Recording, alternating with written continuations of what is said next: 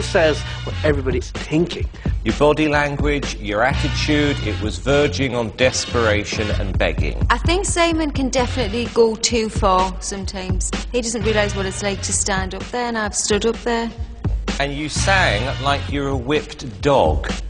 But there is more to Simon than just his insults. I remember them being a fly flying around, and Louis was there with his newspaper trying to whack it and kill it or whatever he was doing. And I was like, don't kill the fly, don't kill the fly. And he looked at me and he said, you're exactly the same as him. And apparently at the time, Simon had had a ladybird on his windowsill for 2 weeks that he had been feeding and given water to, which you'll probably go mad for me telling you, but he's actually a really big softie.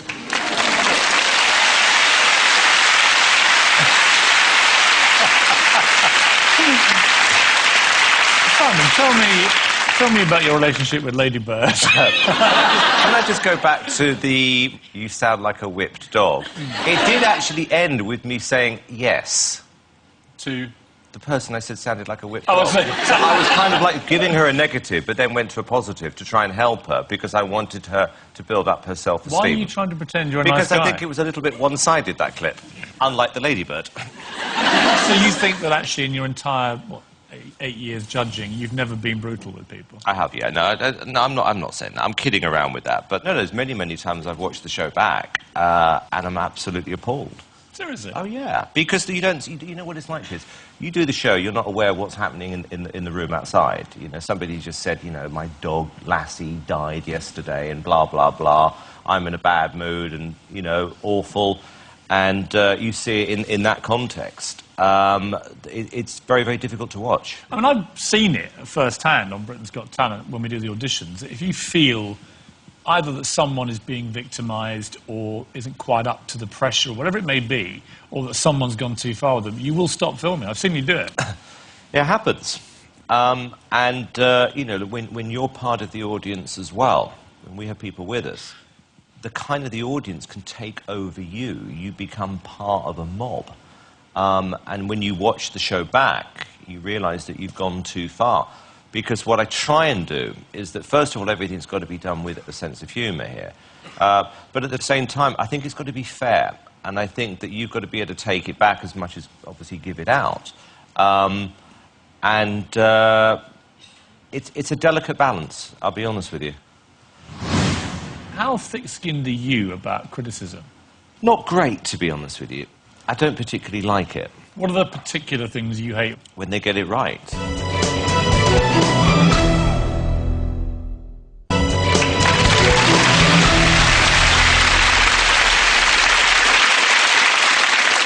How thick-skinned are you about criticism? Not great, to be honest with you. I don't particularly like it. What are the particular things you hate reading? When they get it right.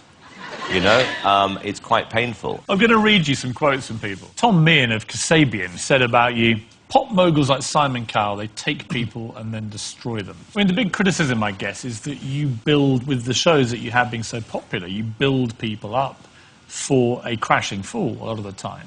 Look, I think the reason everyone comes... I mean, I know the reason everyone comes on my shows is that because everything else they've tried has failed. Yes, the process builds them up, but once you reach the point where, you know, you've won a show like mine, it comes down to the artist as well. How did you feel when Susan Boyle came on Britain's Got Talent, for example, and sailed through quite happily until the live week, and then we were all aware there were problems and that she was finding it difficult coping? Do you feel responsible? Truthfully, I was so excited by what had happened, by her audition tape, as we all were, because it just exploded all over the world. I don't think that for 1 second, when I saw that tape, any of us suddenly went, what are the repercussions for her? You actually assume, naively, that everything's going to work the way that she's wanted it to. And then in the middle of the live shows, and it was quite public what happened, is that she buckled under the pressure. That's when you suddenly realise, I haven't thought about this person as a human being. It was a real wake-up call, I've got to tell you. Were you tempted in that moment to pull her out of the show? Yeah, I was. Yeah. I brought her into my dressing room on the Friday, and basically said to her, look, I don't know what you believe you have to do or don't have to do, but you have a choice at this point.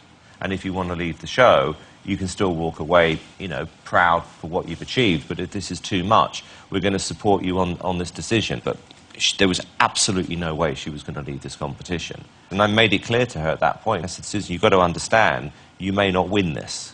And she looked me in the eye and said, Simon, I want to compete. I want to take part in the competition. I want to prove all the people wrong who doubted me. Sting recently said, the X Factor is a preposterous show, and you have judges who have no recognisable talent apart from self-promotion and devising them what to wear and how to look. It is appalling. Well, first of all, anybody who, at the age of 60, calls himself Sting is an idiot. I find those kind of people who really do live in mansions, you know, who come from, you know, quite humble beginnings, and they're living, you know, in these stately homes, professing to know everything about everything in the world and what the contestants may or may not feel. They can say that because they've got everything they want in their lives. But what they're really saying is anybody else who needs a shot shouldn't be allowed to do it. This quote here, a penniless pop music hustler trying to flog records ought to have had crime against humanity attached to the label. Who's that? That was me. Seriously? Fantastic. Really? Yeah. Do you think you were born blunt? I was always very, very, very naughty growing up. You know, anything which involved, you know, getting into trouble, whatever, I would do. Including telling your younger brother Nicholas that Father Christmas didn't exist, but you weren't happy with just telling him, you decided to prove it, didn't you? I explained to him when he was about 3, because I'd worked it out, actually, it isn't Father Christmas coming in to deliver presents. What I did was, I woke up one day when my dad snuck in. So the following year, we put pots and pans over the door, so that when he crept in to give us the present, they all fell on his head and we woke up. And that proved to Nicholas that Father Christmas wasn't real. And then to prove it, as we went upstairs, we found the Father Christmas outfit, decided to set fire to it and nearly burnt the house down. I mean, this is disturbing behaviour. Kind of psychotic. Yes. Yes, yeah. You grew up in an 8-bedroomed hovel in Elstree. Your parents sent you to a private school where, this is a fascinating word, you were excluded. What does that mean? And what did you do? No, I think I was kicked out of one school. I can't remember what specifically. Then I was dropped a year, which meant I was in the same year as my brother. And, of course, the two of us together were a nightmare. And in the end, they said one of us has got to go. So he went, and then the following year they kicked me out. And then I went to boarding school, and I got caught in a pub, and I was... I love this. When you went to boarding school, a few days after you got there, you sent the following letter to your parents. And I'm going to read it in full, because it is hysterical. Dear Mum and Dad, I hope you're happy to have finally got rid of me. I also hope you're happy in your centrally heated warm house and you have a lot to eat, because I'm lying in a dormitory which has icicles on the inside and there is nothing to eat. I'm freezing cold and hungry. I hope you're finally satisfied, Simon. Reasonable. Reasonable. You can get a reply. I was absolutely, I've got to tell you, because I was 14, 15, I was appalled. I mean, but... I'm glad I went through it. Why do you think you were so rebellious? Because I was bored, Piers. And to be honest with you, I kind of knew I'd learned everything I needed to learn. I could add up, I could read English, I could write, whatever. You know, every time I was sitting in chemistry lessons, you know, with stupid Bunsen burners and stuff like that, I'm not going to do that when I'm 30, you know? I get bored and I get frustrated, and I just couldn't wait to leave. Eventually, you landed a job at EMI Records in the mailroom. You were a postboy. Yeah. Did you have any sense, I mean, did you feel this was a demeaning job, or were you actually a good little grafter then? I mean, oh, no, I thoroughly enjoyed it. I mean, no, it doesn't even enter your mind demeaning. You know, you're just happy to get in, you know, you're at the ground. And it was at an age where if you started at the bottom and you were seen to work hard, you would always be, you know, promoted. It was always accepted. You quickly, I mean, you showed your entrepreneurial skills because you very quickly broke away from EMI and you formed your own record label. Too early, if I'm being honest with you. I got out the post room, I was given a good job, and I was persuaded to do something, and I didn't have the experience.